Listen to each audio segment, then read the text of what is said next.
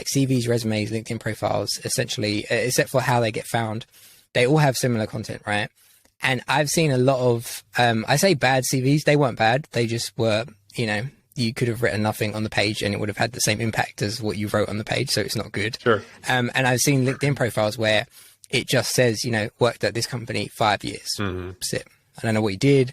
I don't know, like what are you proud of? Like any of that stuff, right? So if somebody's coming to you and they're saying, you know, they're starting their job search now, and either they're new at development, so to your point, you know, they've just built the next, you know, Nashville music booking app because that's what they want to do, or, you know, they're 3 years along.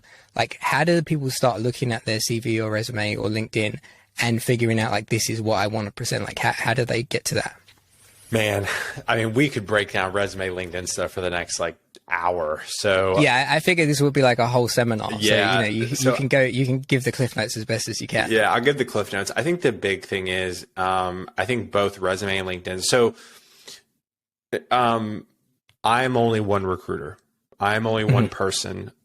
Yeah. I have one small piece of advice, right? So I always want to preface this because everything I say is like you, Rob, you could call another recruiter friend like after this session with you and I, and you'd be like, well, here's what Taylor said. What do you think? And like that recruiter's going to be like, well, he's dumb. He doesn't, because, so, you know, so like it's very subjective. But in my opinion, a few things. One, at the end of the day, your resume is where it's at.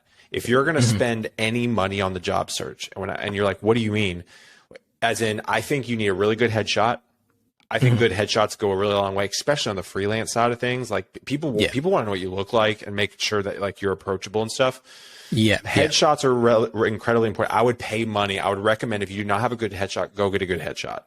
It's not uber expensive. You can do it for, you know, I think in the US, depending on the individual, like $150, $250 US just for like 1 or 2 headshots, but it's worth it. The second thing I would do is pay for a resume service if you want to. Now, I have my resume template on my website. I give out a lot of free content, but people still reach out and want me to look over their resumes. And but what I will tell you, like, you know, and the biggest issue I hear is like, well, but I have a LinkedIn, Taylor. I understand, but we as a society are not yet saying, hey, send me your LinkedIn.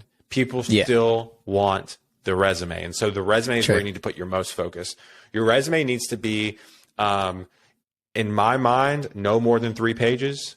I think if as long as you're not starting out your career, it needs to be more than 1 page. Now, this is a very divisive topic. Rob, I'm sure you've seen on Twitter when I tweet about this stuff, I get a bunch of people coming at me with a lot of different thoughts. Here's the reason why I think here's the reason why I give people permission to write more than a 1-page resume is because most people do not know how to write efficiently to communicate details enough on 1 page. Listen, if you're a really good writer and you feel like you can talk about the project you did or the projects you did, what technologies you've leveraged, how many users, how many transactions, we'll get to some of this stuff in a second. But if you can tell me all that stuff in 1 page, do it. But most likely you cannot. And 2 pages is fine. Even 3 pages is fine. Do I look at a 3rd page? No. But here's what 3 pages does is 3 pages shows that you're senior. I was going to say that I don't even look at 2 pages, but 2 pages shows me I don't need to look at the 2nd page. Correct. So here are some tips and tricks for resume writing, which still carries over to LinkedIn. The resume needs to be very robust in regards to the technologies. And again, this is coming at it from a developer-centric background, but it's still, there's still some things that are very applicable in other industries. Get quantitative. Give me numbers, right? Don't say, and stop with the fluff words like a great communicator, right? The best way to write that is led 5 teams across England in multiple locations with each team having 5 members. That tells me you're a good communicator, not I'm a great communicator, right? So like give me numbers, you know, if you're a developer and you work like in a high transaction environment, like a credit card or like fintech or like, blockchain, NFT, whatever. Give me the user information. So like, for example, like I worked on an application that averaged 10 million users and had 3,000 transactions a second. I mean, that's pretty impressive, right? And like, I need to know that, and I'm going to call you immediately because that's really impressive.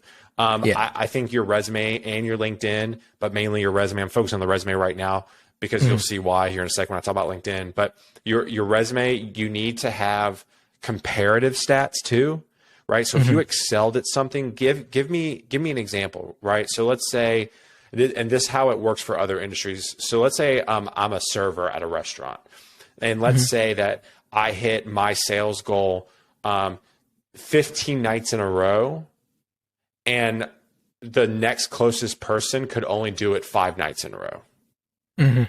Yeah. So that tells me as an employer that, wow, this guy is 3x the production as anybody else. Yeah. Like, that's huge, right? And that's what people don't do, right? If people are serving tables at a restaurant, they put on the resume, make sure the customer is happy. Make sure the customer gets food on time. Yeah. Clean table after dinner, right? Yeah. But what you need to be putting is like sales goals, like, you know, if you have contests at your restaurant, right? Because restaurants kind of do contests to sell things, right? And you like exceeded, like, tell me all that stuff. Yeah. And then in a nutshell, your resume needs to be a blend of functional speak, like normal talk, and technical talk. And then your LinkedIn, and this is why we're not going to spend a ton of time on this conversation with LinkedIn. Your LinkedIn is a summary of your resume. Now, again, I've had a lot of people disagree with me on this. When I go to your LinkedIn, all I want to see is 1 or 2 or 3 bullet points, what you did, what tools you used, and that's it. Yeah. Okay. So that makes sense. So that's kind of everything in a nutshell. But like I said, check out my